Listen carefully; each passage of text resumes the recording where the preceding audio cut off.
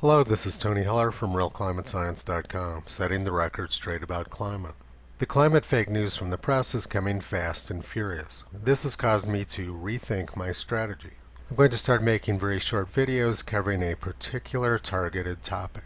Arctic alarmists are facing a world of hurt in the new year. 2 years ago, the press was hyping a near record low winter sea ice extent. New York Times, March 23, 2018. Arctic sea ice missed a record low this winter, barely.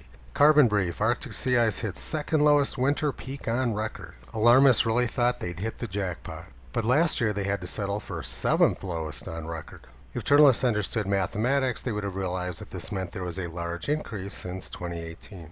And 2 weeks ago, the NOAA Arctic report card predicted imminent doom. However, the actual Arctic seems to have a different opinion.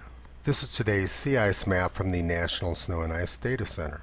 The orange line represents the 1981 to 2010 median ice edge.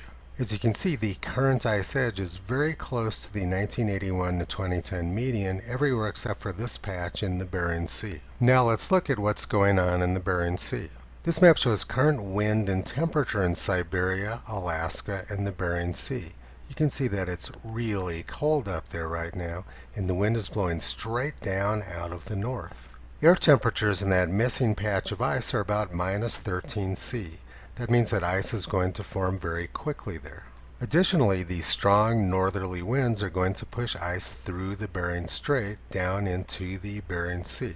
So we can expect to see very rapid ice growth in this area over the next few days.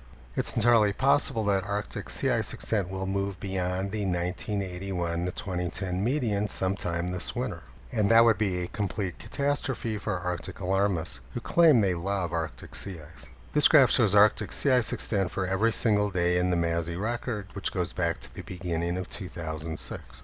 MASI stands for the Multi-Agency Sea Ice Index. The red line is the 365-day centered mean. As you can see, there's been almost no trend in Arctic sea ice extent over the last 13 years. I hate to break the news to Nobel laureate Al Gore, but I don't think his prediction of an ice-free Arctic in 2014 is going to happen. However, the Arctic was ice-free 6,000 to 7,000 years ago.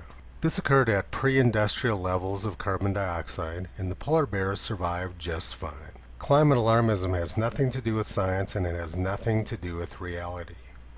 Visit Toto on the web at realclimatescience.com. He's been pulling back the curtain on junk science and propaganda for a long time.